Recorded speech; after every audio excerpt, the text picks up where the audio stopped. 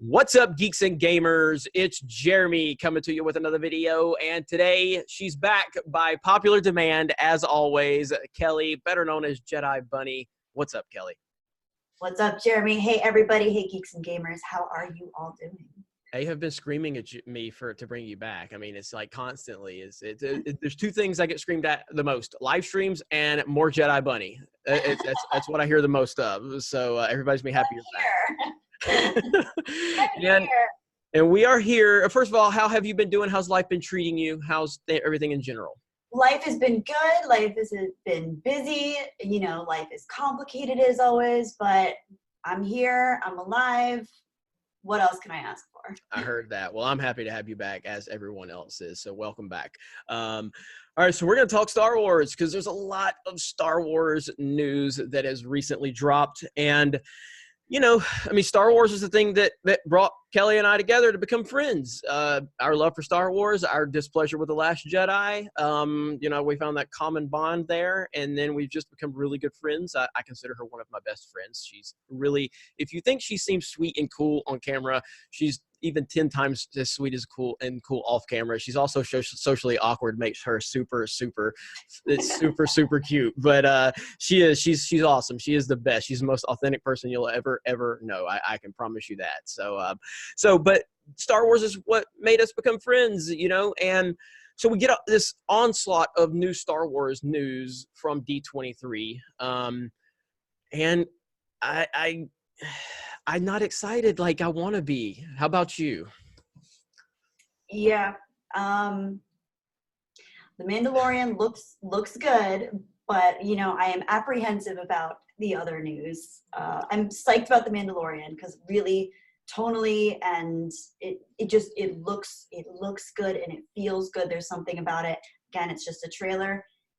It's hard to say, but there's something that feels a little bit different to me about that one. The other news, the other trailer for what is it, Rise of Skywalker? I don't know. Look, see, and that just shows how checked out you are. Like, we don't even care about the third movie in the sequel trilogy. But before we went live, I told you, I said I had something I want to tell you about how it's gonna affect the Mandalorian. You're like, what? I was like, gotta wait till we start recording. So, okay, so you and I both think the Mandalorian, based on the trailer, it looks great from a tonal standpoint, from a story standpoint, gritty, kind of gives you that. The thing that I enjoyed most about Rogue One was the gritty aspect of Rogue One. I didn't love Rogue One overall, but I like the gritty aspect of it. Jon Favreau, who's you know, in charge of the entire series, is directing. Dave Filoni is directing the first episode. All great things. But here's where my problem comes into play. All right, so let me first of all, let's talk about the Marvel Netflix series. We all remember the Marvel Netflix series: Daredevil, Punisher, you know, Luke Cage. They were great. And those would be considered rated R if they were released in theaters, you know, with the violence and the gruesome and the adult themes and stuff like that. So when you watch The Mandalorian, you're thinking, okay, this could be like, obviously it won't go Game of Thrones level with the nudity or anything like that, but just from a gritty, gruesome standpoint, well, it's just been announced that Disney has confirmed that their upcoming streaming service, Disney Plus, will not offer users rated R content. No rated R content. So so that shot where we see that guy where the door shuts and it's like it chops him in half. Yeah. Probably nothing happens, you know, or they're probably gonna cut it away. That, to me, that trailer made me think we're going full Marvel Netflix. You know what I mean? Like, I was thinking, this is not gonna be kiddie. This is not gonna be, you know, whatever. This is gonna be gritty. And I'm not looking for Watchmen style, you know, content, but that to me is a little misleading. So how do you feel about that, knowing that it's definitely going to be PG-13, definitely going to be dialing back the gruesomeness and the grit based on the trailer we saw? What do you think about that? It's not as bad news as I thought you were going to tell me. I thought you were going to tell me something really, like, I don't even know. Kathleen Kennedy's directing every episode or something like that. But I think they can still get away with a fair bit of violence. It's not going to be gory. It's not going to be in our face as much. But I think hopefully the optimist in me wants to say, hopefully that means they rely on really good storytelling and maybe some more innuendo in terms of, ooh, it looks like, or it sounds like this really sick thing is happening to someone, but without having to show it. Right. You know, because they can get away with a certain level of violence, which can still be disturbing, maybe not an as visceral a level as rated R material would get us. But, you know, there's a lot of content out there now that is kind of rated R level, and it's just gratuitous. So, you know, maybe it I'll will make be a point. I'll make a point to your point. The Dark Mm, Knight. The Dark Knight is PG-13. right. Okay, that's a But good. that is a master storyteller in Christopher Nolan too. And not to say that Favreau's not, but I guess my problem with it is the thing I always enjoyed about Netflix was they didn't put it. There was no cap on it because I don't remember. Like you could call it mature or whatever, but there was never like a cap on what we would get. So when we first started seeing those Marvel Netflix series, if those wouldn't have had the gruesome, gritty, you know, violence and the adult themes, they wouldn't have had the same impact on me as they did, you know, because it would have been more like Avengers level stuff, which isn't necessarily bad, but there's a lightheartedness to the Avengers to an extent.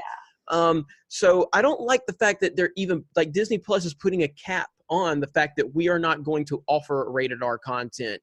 Period. Exactly what it says here, and I mean I just learned about this. So this is on Inside the Magic.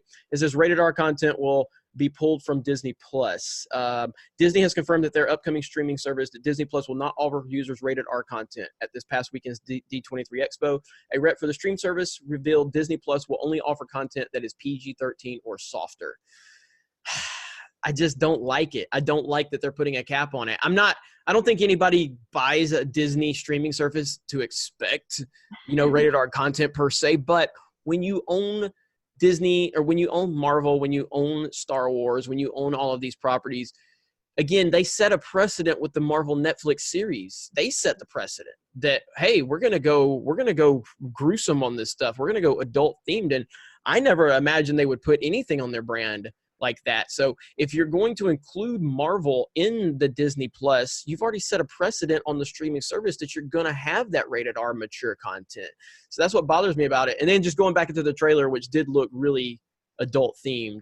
Again, it doesn't take away from my excitement. The Mandalorian, I'm still excited for it. And again, I don't ever watch a Star Wars movie wanting to see how many dead bodies I can get or you know, how many people are getting murdered or, you know, limbs cut off. But I guess just taking that element out of it based on the marketing that we saw, it doesn't take my excitement away, but it just kind of brings it down a tad. You know what I mean? It dampens it a little bit. Yeah. Yeah. And, So, you know, but I'm looking back and I'm thinking of I'm not a huge fan of the Phantom Menace, as you know, but I do think one of the best scenes is definitely the Darth Maul, you know, duel that we have, the duel of the fates, and the Darth Maul and Qui-Gon and Obi-Wan. And he does, I mean, granted, it's a cauterized wound, so it's nothing too gory and bloody, but he is, you know, severed in half. So we have that. And what was the Phantom Menace rated? I mean, that had to have been PG-13 or on. I think it was PG at the time, but because I believe that Revenge of the Sith was the first PG-13 movie, or Star Wars movie. Yeah. I think, and people can correct me, but I'm almost, and of course, things were judged differently back then. You know, late '90s to, or you know, 1990, what 99? Is that when the Phantom? I keep saying the Phantom Menace. I want to see what it was, because that's actually a good question.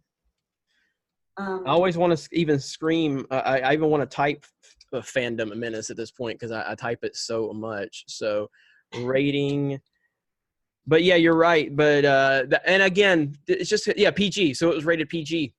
And just a little bit of parental guidance to watch, you know, a sentient being get cut in half. That's not too bad. So if we have that for there, then PG-13, I think we'll have a level up. I think Disney, it's a brand.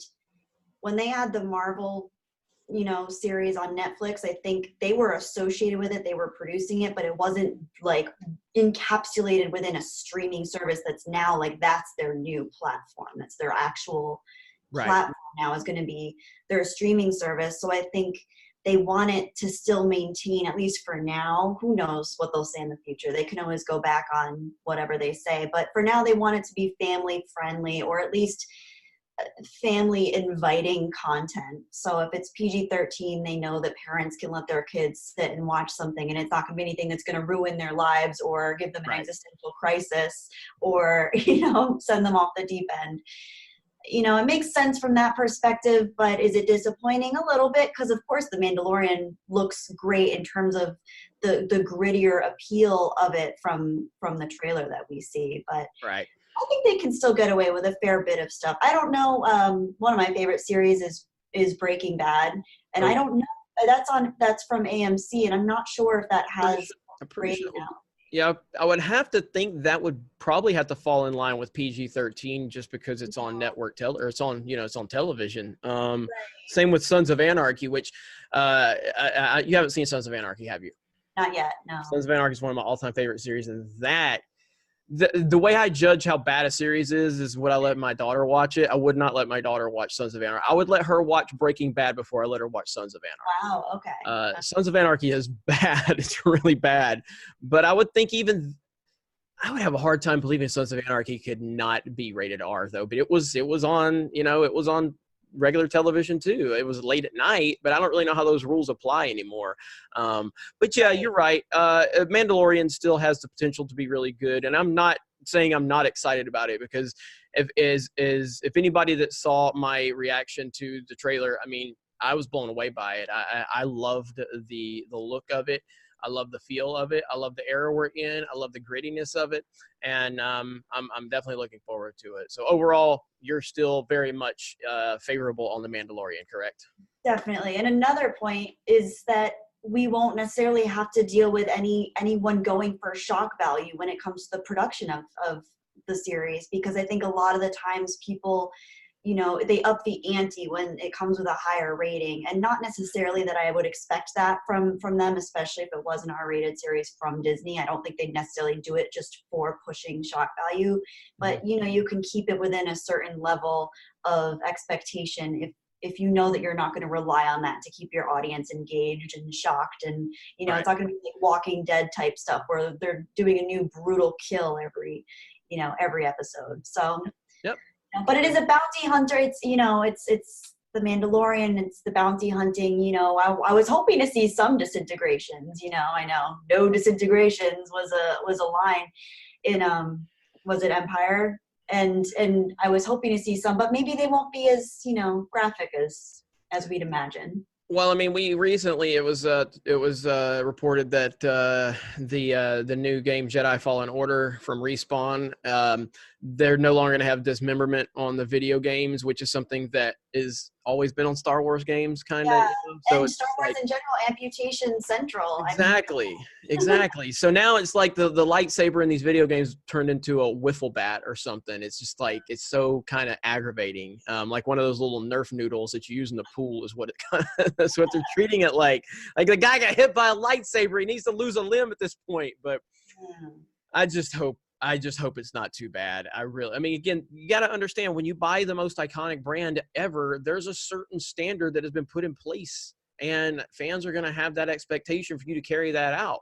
And I just think that they need to be a little more responsible. We will see, though. We will see. I think at this point, everybody that watches this channel knows you're going to get our honest opinion once The Mandalorian drops, and we're going to give you our thoughts and our opinions on it, and we'll go from there. But we're both looking forward to it at this point.